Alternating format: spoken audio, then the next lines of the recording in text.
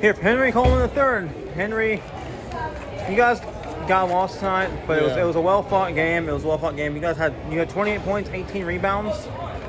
Great performance by you today. You really look the part. You're a Duke commit, and you really look like one out there. Leadership, passing the ball around. Talk to me about the game and about how the season's gone for you so far. It's good. Coach, we scheduled a hard schedule. We know we're going to have some ups and some downs, but we're just preparing for February. February is a month where we got to get all of it. It's kind of like our March Madness. So, we're coming down to the last 2 weeks of kind of our season, our regular season. We're just trying to get better each and every game, whether that's shooting the ball, defense, and just preparation for the game. We're just always trying to get better. What do you learn from nights like this? You guys lost. It got close late, but you had a great game. Is there something you can take away from this that you can take on to Duke or take on for the rest of the year? Yeah, just keep fighting. This team, I tell you, we're some fighters. We are guys that we're going to come out. We might get down, but we're going to come back. And that's just the nature of Trinity. We're just guys that are hard, man. We are guys that want to win. That's the biggest thing. Coach preaches that each and every day that, we just try to win, and that's our number one goal. You play all 32 minutes, and you got pretty emotional out there. You're acting like a leader, and that's what I think what a lot of people expect to see from you when they see you play. What motivates you to be that leader on the court and off the court? Because I know you are one. Yeah, it's in my nature. My dad always told me that everybody's going to be able to dunk, everybody's going to be able to shoot the ball, but not everybody's going to be able to lead her. That's a trait that a lot of people don't have.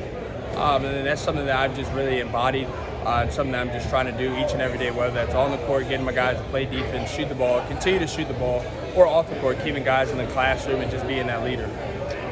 You usually wear 22. Tonight you wore 24. Obvious reasons why. Yep. Talk to me about the decision that went into that. And there was actually a Kobe tribute before y'all's game. But talk to me about your decision this week to put on 24 instead of 22. I mean, it means a lot. I remember late nights. Hope my parents don't see this, but sneaking back downstairs, watching Kobe at 10:30, on ESPN, man. And I just cherish those times, man. He was an unbelievable leader, unbelievable player, and a guy who embodied being a leader and working hard. At your age, people oftentimes seem invincible. You yourself included. I mean, I know when you're your age, you look at yourself and think, "Oh, I'm never going to die." Did something click this week with everything that happened that thinks, I got to cherish life more. I got to play harder every day? Yeah, man, because you never know when it's going to be your last day, and that goes for basketball-wise and with your family. I spend a lot of time with my family. Well, I try to without basketball, man. Just keep spending time with them, with friends and stuff. My senior year, with AAU and stuff not being around, I'm still in the gym, but I'm still able to, hang out with a lot of friends this year. This is one of the first years in a while that I've been able to just, sit down, kind of relax, and just hang with people I love. The decision to go to Duke, does that take a lot off your shoulders? I mean, and at your point, in high school basketball and college basketball, the mark of excellence is getting an offer from Duke. Coach K is the best college coach possibly of all time, and Duke is an amazing program. When you got that offer from Duke, did you think, oh, this is validation for all the hard work I've done, or is it just the beginning? It's just the beginning, truly. It's like a lot of stress is off after you committed, but even more is put on. When you put that blue on, man, everybody wants you, man. It's a target on your back. So every game you have to come out, knowing that target's on your back and willing to play hard. And that's something that my father and my family and I have talked about, just playing hard. Speaking of everybody wanting you, after the game, I saw you go over 2 little kids signing autographs. What's it mean to have that kind of to get those kind of fans right now, knowing they're going to grow even more when you actually get on campus and do, and then hopefully the NBA draft? Unbelievable, man. It just shows the support. I love this city, man. Richmond, I truly do love it, man. It's unbelievable support. And everybody wants to see you succeed. That's one thing. From guys like Rob Johnson, Benajay, even my guy Mondo and Wade. Those guys, man. Everybody wants to see them succeed. What's it like knowing that you're going to a program like Duke? This is a rare opportunity for kids. There's only a few programs like that. Alabama in football, Duke, UVA in baseball to a lesser extent. But what's it like having that? Having that mark on you. Like I said earlier, man, it's that target on your back, and you got to constantly know that everybody's going to give you their best shot every night. And that's one thing that I've kind of noticed over the last couple of years, man, that I can't take a game off. I have to play hard each and every game. And that's something that I've tried to tell my team and try to, spread throughout the team. So going forward, how much do you and Coach K talk? Do y'all text after each game, or I mean, is it like once a week or something? Yeah, I talk to Coach James and Coach Nolan Smith all the time, but Coach and I usually talk at least once a week. And it's halftime. It's not even actually basketball. It's about family. It's about how you're doing in school and how's life. And that's something that Coach K and I connected quick with.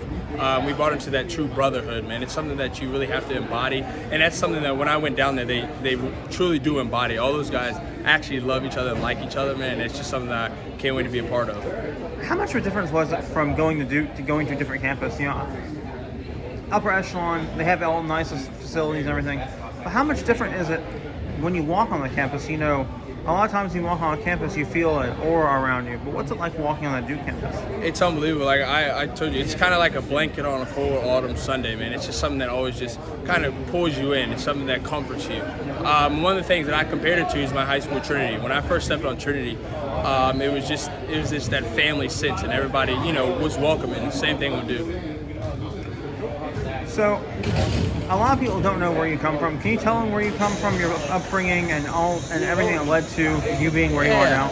I come from a regular middle class family. Both my parents have really good jobs, and they're hard working each and every day. I come from an athletic family. Mom was a track star in high school. Dad was an unbelievable football player, defensive end at Virginia Tech.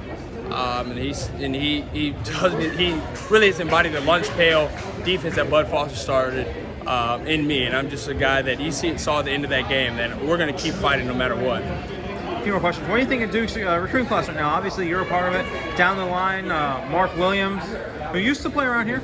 Yeah. What do you think of the recruiting class and the way they're doing right now? I mean, unbelievable. Our guards, Jeremy, DJ, Jalen, those guys, I've talked to them a lot, competed against them a lot, especially Jeremy being from, Virginia. Those battles at Boo Williams and stuff, man, and yeah, those are good times. And then Jamie and I have become close through camps. And then Mark and I are super close. We talk probably every day. He's one of my best friends. We played AAU together for a while with Team Loaded.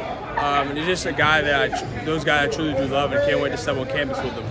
Final question. What are one or two things that you want Duke fans to know about Henry Coleman III? A guy who's a leader and a guy who's always going to go hard no matter what. All right, thank you very much. No problem. Thank you guys. Go Blue Devils.